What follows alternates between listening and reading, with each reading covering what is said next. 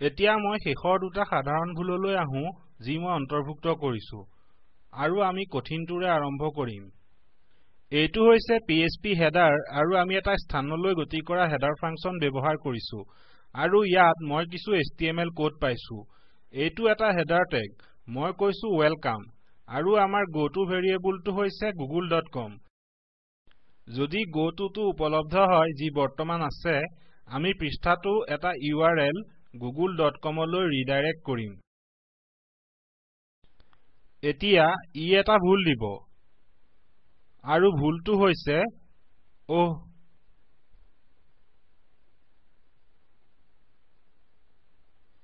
ঠিক আছে সেই কাৰণে OB start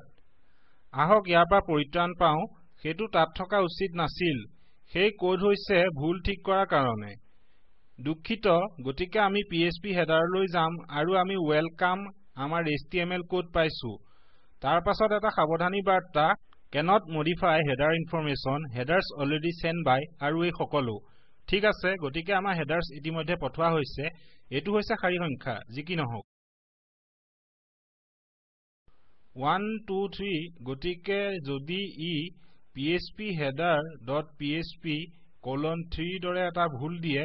তেন্তে ভুলটো খালি সংখ্যা 3 ত সৃষ্টি হৈছে গতিকে ভুলটো কোড হৈছে 3 নং শাৰীত ঠিক আছে আৰু এই ভুল শাৰী 9 ৰ দ্বাৰা উৎপন্ন হৈছে যি আপুনি যদি ইয়ালৈ আহে ই আমাৰ হেডাৰ ফাংচন গতিকে এইটো ঘটাৰ কাৰণটো হৈছে আমি ইতিমধ্যে আমাৰ HTML কোডটো পঠাইছো যদি মই ইয়াক কমেন্ট কৰি ইয়াৰ পৰা পৰিত্ৰাণ পাওঁ আৰু মই ৰিফ্ৰেছ কৰিলে আমি গুগললৈ ৰিডাইৰেক্ট হ'ম কিন্তু যুক্তিটো হ'ল যে আমি এই ওয়েলকাম হেডাৰটো ইয়াত বিচাৰিছো আৰু আপুনি প্ৰকৃততে এটা হেডাৰ ফাংচনৰ আগত HTML দিব নোৱাৰে এই ফাংচনৰ স্থান আৰু অন্য বৈশিষ্ট্যলৈ যাবলৈ আপুনি এনে কৰা উচিত নহয় গতিকে যেনেকৈ আপুনি 1 মিনিট আগতে দেখিছিলে সেইটো OB_start ই যি কৰে সেয়া হৈছে ই আমাৰ বাবে এই সমস্যা সমাধান কৰে গতিকে যদি মই ইয়াত PHP হেডাৰলৈ আহো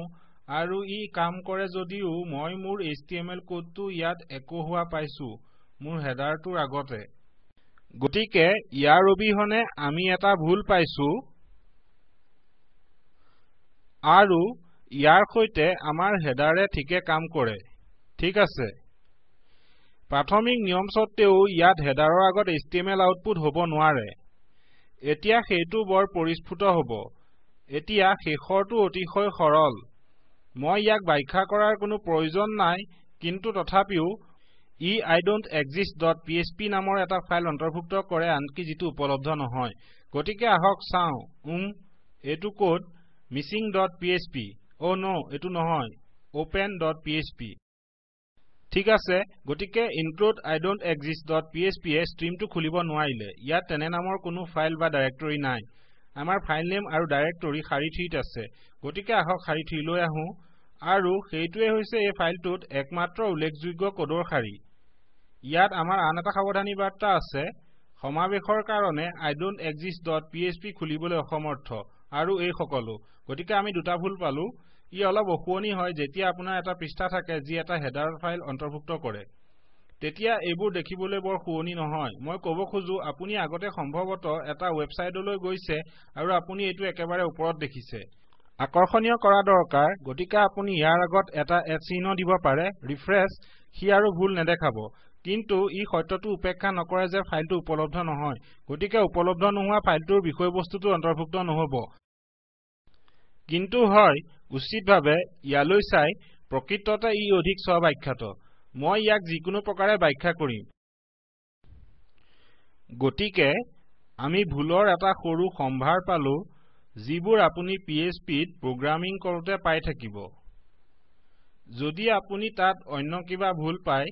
তেন্তে অনুগ্ৰহ কৰি মোলৈ বাৰ্তা পঠাব আৰু মই সহায় কৰি সুখী হ'ম অনুগ্ৰহ কৰি নতুন আপডেটছৰ বাবে সাবস্ক্ৰাইব কৰক দৰ্শন কৰাৰ বাবে ধন্যবাদ মই মৌচুম হাজৰিকাই স্পোকেন টিউটৰিয়েল প্ৰকল্পৰ বাবে অনুবাদ কৰিছো